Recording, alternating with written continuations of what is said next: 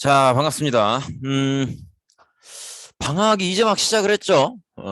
잘들 보내고 계신지 모르겠습니다. 하여튼 뭐 보람차고 뿌듯하게 쳐돌아가면서 또 다음 학기가 또 쉽지 않을 거기 때문에 지금도 오셔야 돼요, 사실은.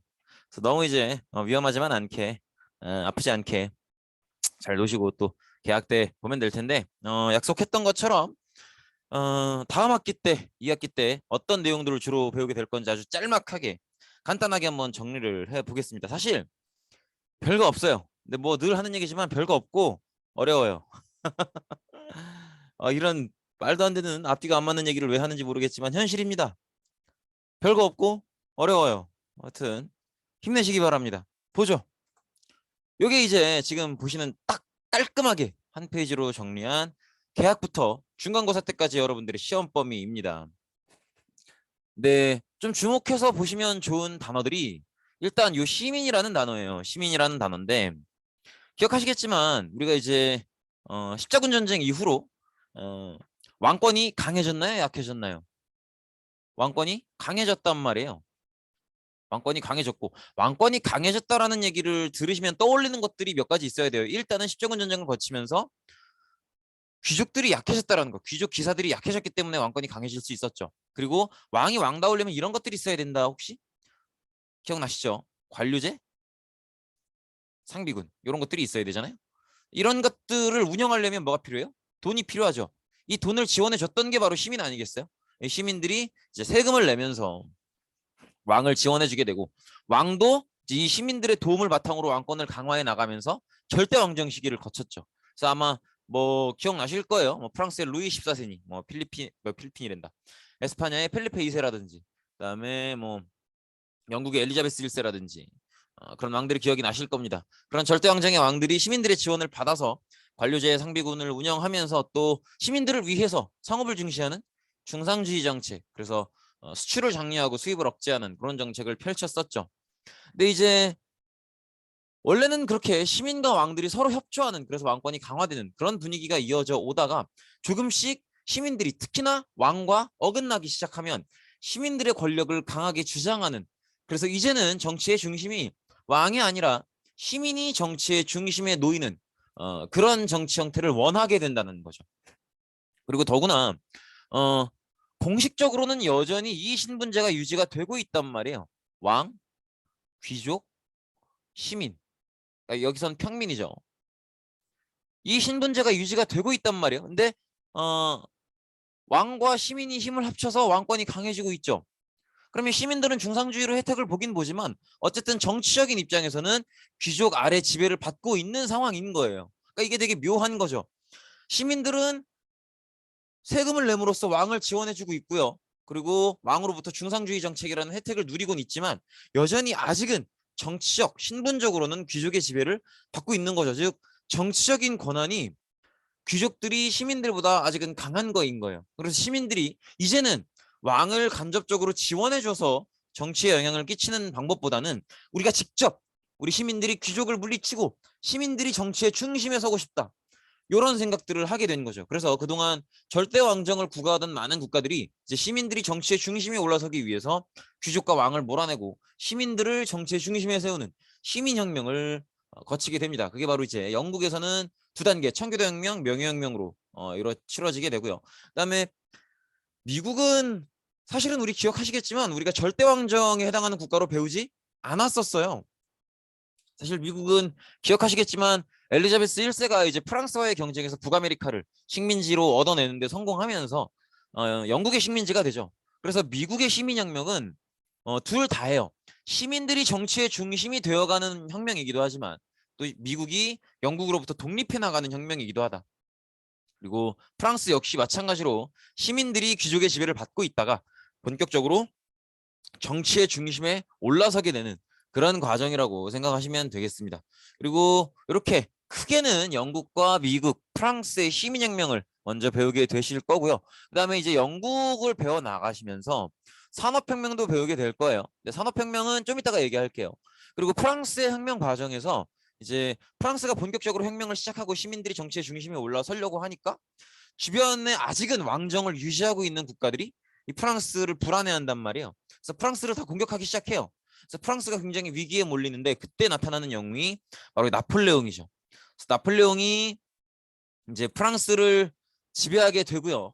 프랑스의 정치인으로 올라서면서 또 프랑스를 공격하려고 하는 주변 국가들을 다 무찌르게 돼요. 그래서 잠깐이지만 나폴레옹이 프랑스를 통치하는 기간 동안은 프랑스뿐만이 아니라 거의 모든 유럽 세계가 다 나폴레옹의 이야기를 듣는, 나폴레옹의 지배를 받는 그런 상황이 되죠. 그래서 그때 이제 나폴레옹 시대의 특징도 배우게 될 겁니다. 특히나 나폴레옹 같은 경우에는 프랑스 혁명의 어떤 이념과 가치를 받아들였단 말이에요. 그런 상태에서 전 유럽을 지배했기 때문에 또 나폴레옹 시대 때는 프랑스 혁명의 어떤 이념과 가치가 전 유럽으로 뻗어나가는 그런 시대이기도 했어요. 그래서 프랑스 혁명의 과정에서 시민들이 프랑스 정치의 중심에 올라서려고 하는 걸 주변 나라들이 방해를 했었고, 그래서 이 주변 나라들이 프랑스를 공격해 올 때 요때 프랑스의 영웅으로 올라서면서 프랑스를 통치하게 되는 게 나폴레옹이고, 나폴레옹은 자신의 어떤 활약을 통해서 전 유럽을 지배하게 되고, 이때 프랑스 혁명의 이념을 인정함으로써 프랑스 혁명의 이념을 전 유럽으로 퍼뜨렸다.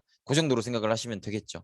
그리고 나폴레옹 시대가 끝나고 나서 이제 빈체제라는 시스템이 등장하는데 그건 또 그때 가서 배우도록 하죠. 그래서 나폴레옹 이전 시기로 돌아가자라고 하는 빈체제도 등장하게 된다.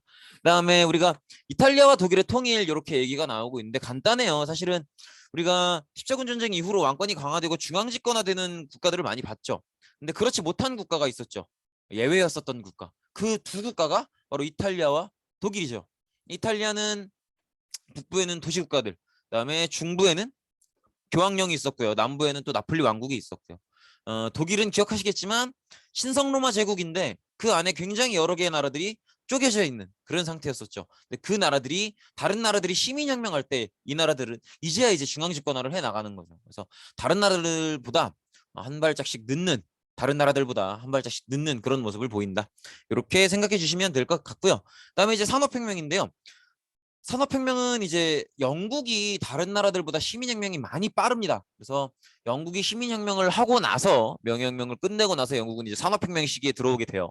다른 나라들 미국이나 프랑스가 한참 시민혁명 하고 있을 때 영국은 산업혁명을 하게 되는데 이거는 조금 제대로 얘기하면 과학기술의 발전으로 산업이 발전하는 거고요. 간단하게 생각하면 그냥 공장 생각하시면 돼요. 이렇게 연기 프로 나고요. 이런 공장 생각하시면 되는데 산업혁명은 그냥 간단해요. 공장 생각하시면 돼요. 근데 공장에서 이제 가지를 쳐나가야겠죠. 자, 공장이 있어요. 공장은 뭐 하는데요? 물건을 만드는 데죠. 근데 공장만 있다고 물건이 만들어지는 게 아니죠. 무슨 마법기관도 아니고.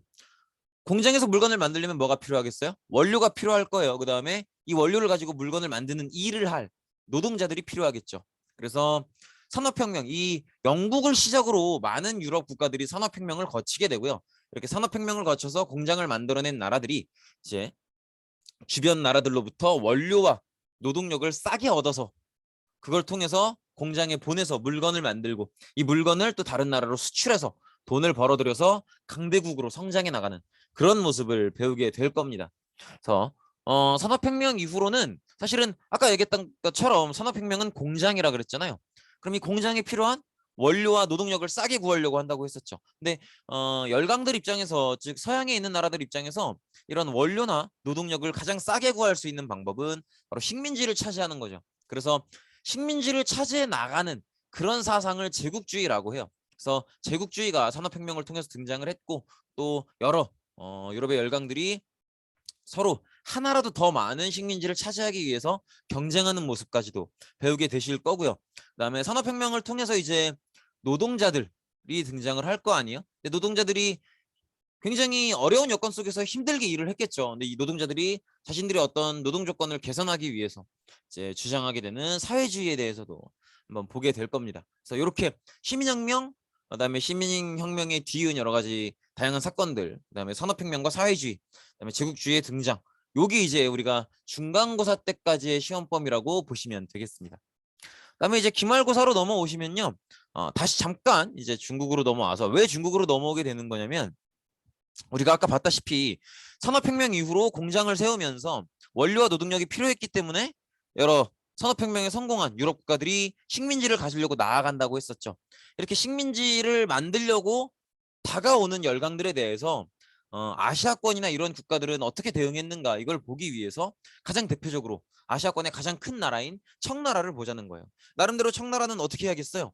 유럽 열강의 수준 높은 기술들을 배우고 산업혁명이 가능했었던 유럽의 기술들을 배우고 또 여러 가지 변화를 해야 이 상황을 이겨낼 수 있을 거 아니에요. 그래서 그런 모습들. 그래서 아편 전쟁하면 유럽 열강 중에서도 특히나 영국이 침략해 들어오는 모습을 얘기하고요. 그다음에 양무운동은 영국이랑 전쟁을 한번 해서 져봤단 말이에요. 그러니까 영국의 기술 수준이 굉장히 높구나 이걸 알아요. 그래서 우리도 기술을 배워봐야겠다라고 하는 게 양무운동이고 이게 잘 안 됩니다. 그래서 기술만 배울 게 아니라 그 나라의 제도도 배워야 되는구나라고 생각하는 게 바로 법을 변화시키다. 변법 자강이에요. 그래서 변법 자강 정도는 안 되겠구나라고 생각을 해서 조금 더 이제 체계적인 개혁을 하려고 움직이는 게 광서신정이고요.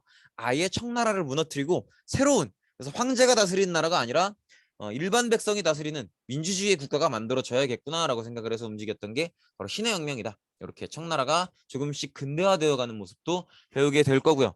그다음에 1차 대전도 배우게 될 텐데 우리가 마지막까지 봤었던 유럽 열강의 경쟁은 식민지 경쟁이었죠. 그 식민지 경쟁을 배경으로 하는 1차 대전도 보게 될 거고요. 이 1차 대전의 결과로 베르사유 체제라고 하는 체제가 맺어진다라는 것도 배우게 될 겁니다. 그리고 또 중요한 게 1차 대전 중간에 러시아 혁명이 벌어져요. 이 러시아 혁명은 사회주의 혁명이거든요. 그래서 이 사회주의 혁명에 대해서도 어떤 내용인지 살펴보게 되실 겁니다.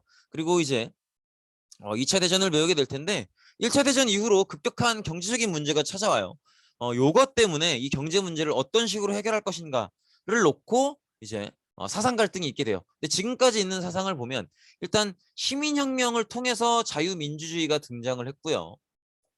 그다음에 산업혁명에서 노동자들의 움직임을 통해서 공산주의가 등장을 했단 말이에요. 사회주의라고도 하죠. 그런데 이 2차 대전 직전에 경제 대공황 문제로 인해서 국가가 성장하고 발전하기 위해서라면 자국민이 희생해도 좋다라고 하는 어떤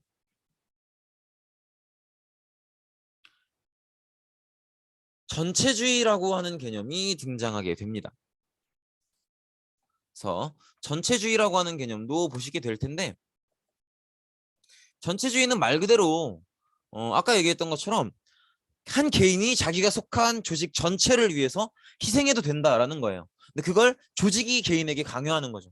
그래서 전체주의, 즉 국가를 위해서라면 정부가 국민에게 희생을 강요해도 된다라고 하는 게 전체주의인데 이 경제 문제를 해결하기 위해서 이런 전체주의를 주장하는 국가들이 몇 개 등장했고 나머지 국가들이 전체주의를 주장하는 국가들과 전쟁을 치르게 됩니다.